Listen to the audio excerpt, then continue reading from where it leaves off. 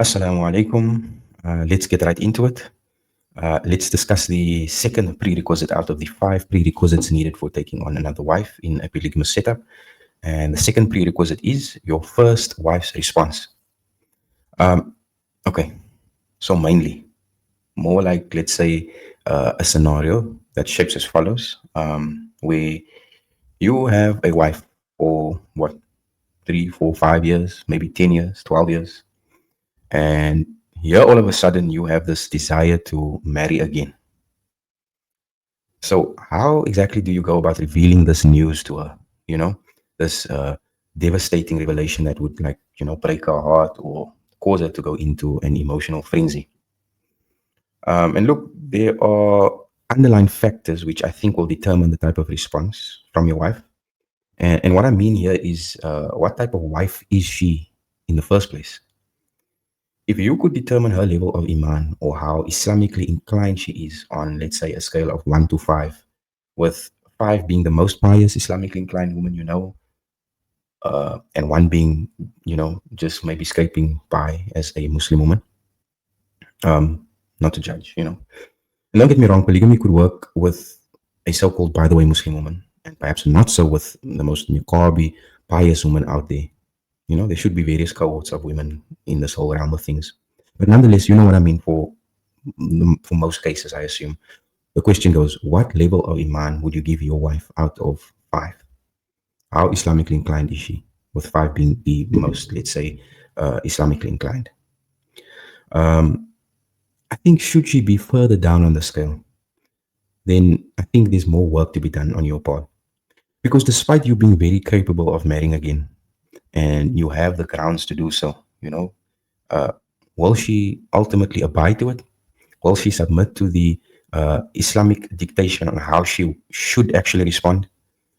Do she have the capability to shift her emotions aside for the sake of what is objective and what is Islamically sound? And I think in most cases, a wife will put up, naturally a real fuss and pull your strings should she have a weaker iman or lower affiliation to an Islamic outlook on things, then she's going to give you a lot of pushback, I think. And again, I say, remember, just because perhaps she's beautifully observing the hijab or even the niqab outside the home and she looks the look, does not necessarily mean she's a 4 or 5 on the iman scale. I think it is more on you for how she responds mainly. And this ties in here with, my the previous prerequisite that I've discussed in the previous video. And I mean, you can go check that video out after you've seen this one to get, a greater context of what I'm saying. I think for the most part, should you have a good record as an Islamic inclined husband, one who looks well after the family, after her, the wife, one who works hard, not lazy, one who implements sunnah acts in his daily life, one who truly abides to an Islamic lifestyle, leading the wife and the kids properly in that sense, then it would be very difficult for her to give you, pushback for wanting to take on another wife. On the other hand, you need to acknowledge, if you were to say that I don't think my wife would deal well with me taking on another wife, then you should ask yourself, why is that the case? Would she say something along the lines of, oh, you can't even pray your 5 daily prayers, but you want another wife? Then, frankly, I'm with her on this one because I think that's asking too much. I mean, how could you ask that? Or does she have some leverage over you by something you did or continue to do to her where she feel that you are legitimately unjust towards her? Are you taking care of your responsibilities in terms of nafaqah, maintenance over her and the family? I think for the most part, these things need to be relatively clear and open and sound in order that she, you know, give you less to say against you. And if so, combined with an observed growing of her iman, you know, this should leave you in a better position for taking on another wife. If you influencing her in the right way, if you're leading her in the right way. So ask yourself again: have you guided her in the path of Islam? Have you been a good influence? These are good questions to ask yourself before you want to take on another wife, I think. Do you speak to your wife about Islam? I feel like a lot of husbands don't know how to speak to their wives in general. taking the time out and talk about things, deep things, um, where you have the ability or potential to, uh, you know, not drift too far away from, drift too far in stupid things, but to concentrate on emotions and things that involve, the family and your setup together. And while you adopt this Muslim identity, um, and your influence and guidance over is established, you want to subversely bring in what I call topics of controversiality. This is, I think, a good strategy. And perhaps pay close attention here because this is similar to what I've implemented in my experience.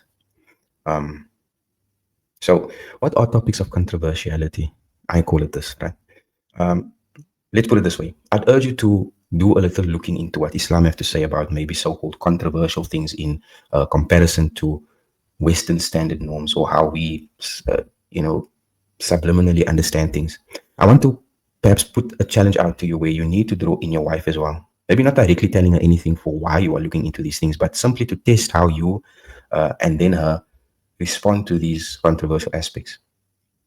Um, so ask yourselves, right? Ask yourself and your wife why on the following questions. Um, why does Islam allow for physical jihad if Islam is a religion of peace? Or why does Islam allow for slavery and why is it not practiced today? Why does Islam allow polygamy and why do society consider it such an immoral thing today? I mean, why these questions in general, right? Because these questions tickle our Western sensibilities. If we are convinced that Islam is true and that you indeed maintain this Muslim identity, as we've discussed, right, then why does Islam allow for this? Why does Islam allow for all these things which we consider so negative? How can we justify it? What is Allah's wisdom behind all this? Now, the point is not to go down with all the details for the answers, right? Not to give you detailed answers about this. There's not really the point of this video. And I can guarantee you that there is beautiful wisdom behind it and how it, has shaped our world today and how these are of such relevance in today's society, even despite us not knowing much about it. I'll give you perhaps a little bit of it, a little bit of an answer, but and I mean, there's plenty of resources to give you these detailed and comprehensive answers to shrug off the Western mindset and give you a reassurance of why Islam allows for these things. But let me get to where I'm going with this. You see, nonetheless, you need to train your wife to view things in an objective way rather than her emotional, subjective stances around things. So, slavery, for instance, as it's known, is a negative thing, as we understand. We see it in movies, we see it in literature, and all these things. It's a negative thing, right? But within the Islamic paradigm, it is an objectively justified principle in context of war and combat, or offensive jihad is one of the necessary pillars to propagating Islam. We didn't think of it like that, right? If it wasn't for this, we wouldn't have seen the many great Islamic empires establish themselves and so on.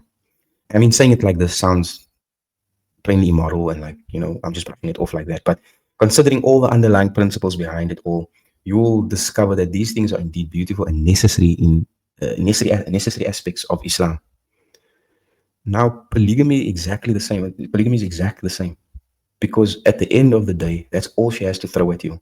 Her subjective feelings about everything. She should agree that you should agree that all these things are set and fine within the Islamic paradigm, and so should polygamy.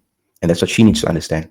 It's the same as me saying, as a husband, let's say, I hate that I'm working and that the burden of responsibility for taking care of the family is on me to provide and protect. And regardless of what how I feel about it, I simply have to put my head down and deal with it. Allah will question me about it.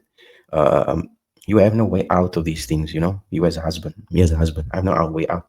We have to suck it up and abide to what Allah subhanahu wa ta'ala has entrusted uh, you with us. All right. Allah has commanded you these things for a good reason. Technically, this is what ensures the family unit survives. Quite literally, like, you need to eat, she needs to eat, the kids need to eat, you need to go out and work for what you need to eat. Or should a burglar enter your home right now and you dare not defend your family, Allah will question you about this because you are the one to protect. Your wife, in similar fashion, will question you. How could you not defend me or our home or our kids, your own masculine honor? Are you that weak? So those are all valid things. Now you flip it back, and this is by no means a tug of war between husband and wife, but this is exactly the case where I think a lot of people actually need to understand the natural dynamic of not only the roles between husband and wife, but the essence of why Allah has deemed our natures as such as they are. You have to subtly let her know that her end of the bargain is, are you able to bite it out for polygamy? How you respond to what Allah decrees, you abide, right? So if Allah says something, you abide. And similarly, Allah has placed this burden in front of her. She too need to abide in similar fashion, I think. She will not like it, but could she tackle it on? Like you tackle on the burden of your responsibilities? She won't, yeah, she won't like it, and she'll kick and scream. But should she be a woman who is Islamically inclined, where she has the capability to move within the realms of objectivity and the Islamic paradigm, then she should submit to all these things. She should submit to you making this, well, not request, but this, giving her this news. I hope I get my point across here with all that. So you see now why I started off with the whole Muslim identity as the first prerequisite and how we transition into number two, the second prerequisite, and that is your wife's response, your first wife's response. Technically, your wife's iman, basically.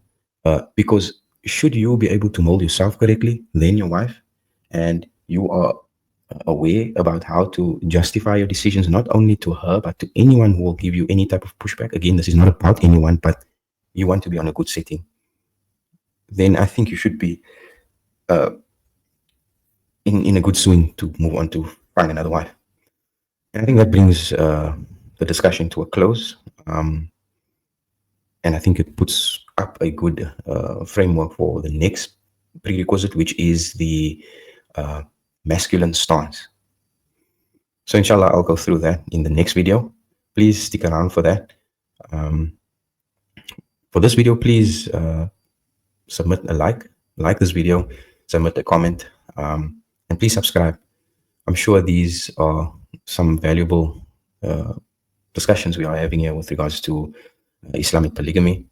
And of course, for those who are looking into it, perhaps more than just interest, these could be a good setting for further discussion or further contemplation on things that are within your affairs and setup. So inshallah, please join me in the next one. Assalamu alaikum.